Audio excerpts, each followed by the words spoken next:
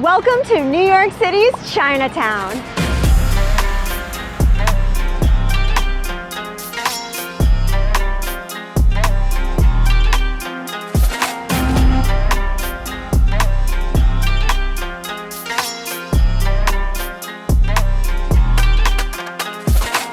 I'm Hava, and today I'm excited to share Chinatown with you, which is located in Lower Manhattan in New York City. In this video, we're going to get a good sense of the area by starting at the Museum of Chinese in America, then going and shopping at the market, and finally going to a unique Chinese restaurant to eat a good lunch.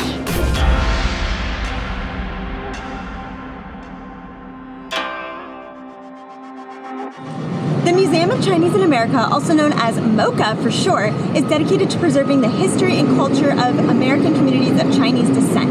It doesn't represent the whole of Chinatown or the entire Chinese American diaspora, but it's still informative and does bring a lot to the table in terms of documents and artifacts that they've preserved and collected on donations. The museum overall is pretty quaint, and it starts with the permanent core exhibit that has sort of a timeline going around that's illustrated by different documents and artifacts and even motion pictures, which is pretty neat as far as getting to know the information without just having to read a bunch of plaques. Although I will say it is very plaque heavy, so if you do want to just really read your way through the museum and go in depth, you absolutely have that option here. Once you finish going around the U, which is sort of the shape of that permanent exhibit, there is also a temporary exhibit, which at the time of this recording has a social, racial justice activism exhibit going on, which is cool, but they will be rotating it because this is the temporary exhibition space.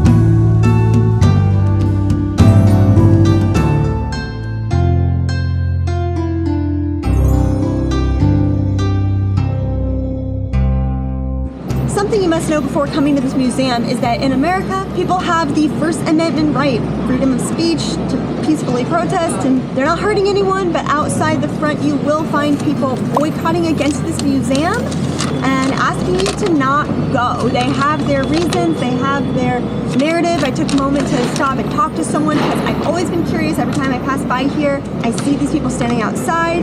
So I learned a little bit about why they are out there, and then when I went inside, I got the second side of the story. Remember, all stories have two sides, from the museum on their FAQ page. So I have to say, I really enjoyed my time at the museum. I didn't let this outside stop me from going inside. So I like the museum, and I know that maybe there's some local controversy here, but I would just say if you're interested in coming to the museum and you don't want to deal with this, just say no thank you and walk in. And also, at the time of this recording, the museum has free admission and has recently updated their hours. So historically, there was an admission price and it was only open on Saturdays. Now it is open Wednesday through Sundays, and the hours vary a little bit depending on the day, so just check the website to see when it's open when you plan your own visit. And also go ahead and check for that ticket price when you go to visit, because it may not always be free.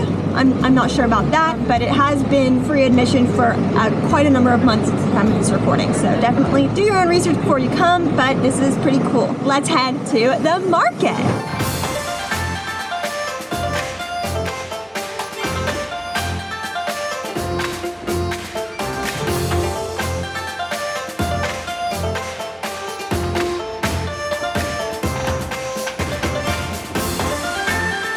According to what I read online, the main strip where you can find the market in Chinatown is along Canal Street between Broadway and Mulberry. And I have to admit, I've walked most of it at this point, and I haven't really come here to shop since I was a tourist back in 2017. And for some reason, I remembered a lot more of it being outdoors. And I don't know if it has really changed over the past 6 years or if my memory just formed something different about what it looked like. But there is room to bargain with people here. I mean, I went into one shop looking at the t-shirts because admittedly I'm looking for a Yankees t-shirt because I'm going to a game tonight, and they didn't have any of those t-shirts in there, but the guy was like 15 and then he was like 12, and I'm like, I didn't even try to negotiate. I don't want any of these t-shirts. But just like that, I knew that the negotiating was in session. And on that note, did you just realize I said he started at $15 for a shirt, then went down to 10 or 12. Maybe he would have gone down to 10 if I had tried. But you know, the prices that you see here along the market generally are negotiable. So you just have to ask, and of course, like all haggling and negotiating, know what you want, know what you're willing to spend, and if you're willing to walk away, and then just that's that. So I wouldn't come here, you know, needing to buy something at a certain price that you can't get because you don't want it to turn unfriendly. You want to have a good time. But at the same time, this is the place to get your inexpensive souvenirs, not Times Square. And a lot of the stuff I bet is the same, or it looks so similar you wouldn't even know. I would also be remiss to not mention I am in New York. I am in Chinatown, so I would be remiss to not mention the knockoff industry that happens here, which basically all along the street there are tons of people selling designer looking items, whether it's an Hermes bracelet or a Prada bucket hat or anything, bags especially, and they're totally knockoffs. People come here literally for the knockoffs, but these people really don't like to be filmed, so I don't have much here for you as far as footage goes, but I just had to throw a little something in there for you to see. Another thing to note is that if you're really not in a hurry and you really want the best deal, walk along the area, scope out all the different shops, because a lot of them are selling the exact same merchandise, but often at different prices. I saw this, almost this exact rack of socks at another place, and they were selling them for $10 each, as opposed to $6 each or 4 for $20. I'm not saying that they wouldn't have been willing to negotiate. I didn't even try because I'm not really in the market for these socks, but I think that should just prove a point because that's almost half the price.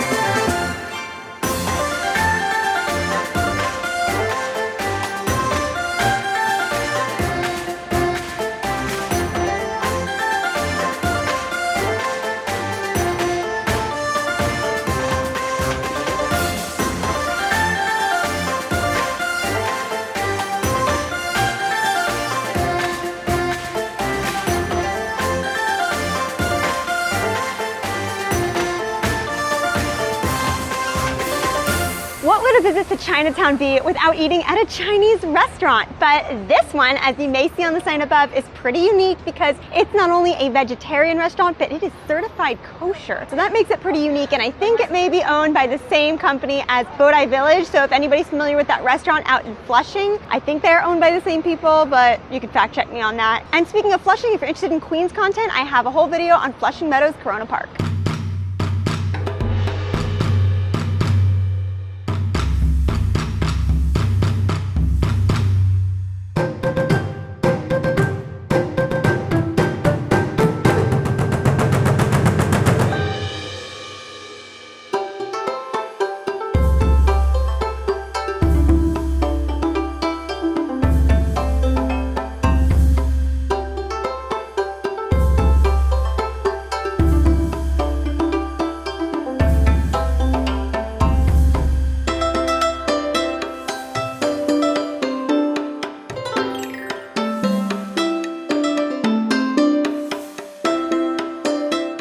First off, we've got a spring roll and a rice roll. Ooh, this is really soft. Might be a challenge to eat. I chose this because I could get a regular fried spring roll, but I've had that and I can get that anywhere, but this is something I haven't really seen on a menu before. delicious, but I'm actually surprised because I thought that the rice roll, like the soft rice paper, would actually be instead of the crispy fried paper, but it isn't. It's actually literally a whole spring roll inside the rice, but it's delicious.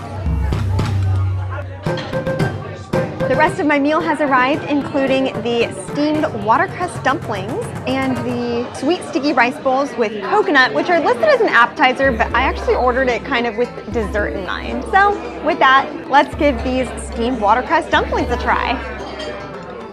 They're really beautiful, and I'm gonna actually try it in the sauce, which I'm not even sure what it is, but I'm sure they put it here for a reason. Something similar to the concept of dumplings is sumai, and my boyfriend and I have made vegetable sumai a couple of times, and it gives me a whole another level of appreciation for this type of food. And so far, so good. I like it. I like that there's some vegetables in here because I was hoping to get some vegetables on my plate. That's why I ordered the spring rolls, but it's cool that these are in here too. These are delicious. I mean, if you've had dumplings, if you like the concept, these are good. I'm not really an expert on dumplings, so I don't have a lot more to tell you about them. And now we will try one of these sticky rice rolls with coconut.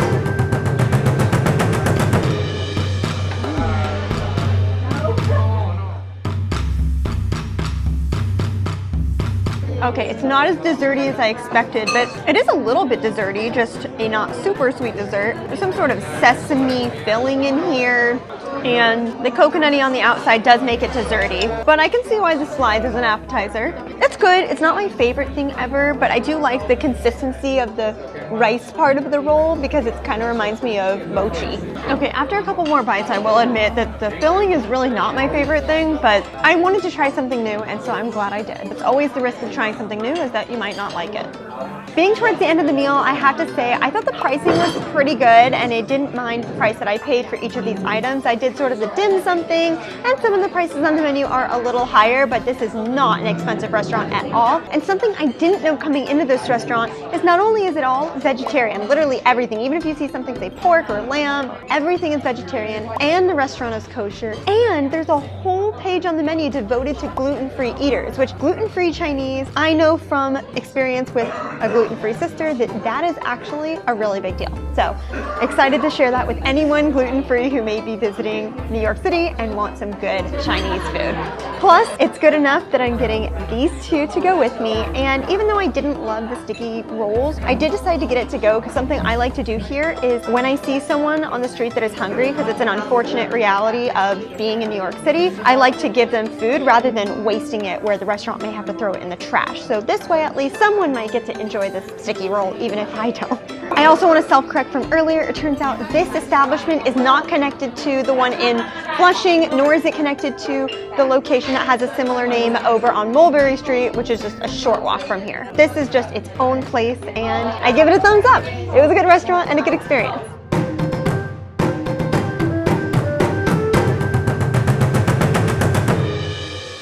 So that's Chinatown. If you want to see more museums in New York City, other restaurants in New York City, and just plenty of other neighborhoods to explore in the area, definitely check out the other videos I have on this channel. I'll suggest a few below in the description, but of course you can go and browse the whole channel because there are so many. I've got over 400 videos on this channel at the time of this recording, and I'm so glad you made it to the end of this one, so make sure to go ahead and like this video because I hope your being here means you like it. And of course, subscribe and turn on notifications if you haven't already, and join me over on Instagram for day-to-day casual content. Thank you so much for watching. I can't wait to see you on the streets of New York, or at least in the next video. Bye!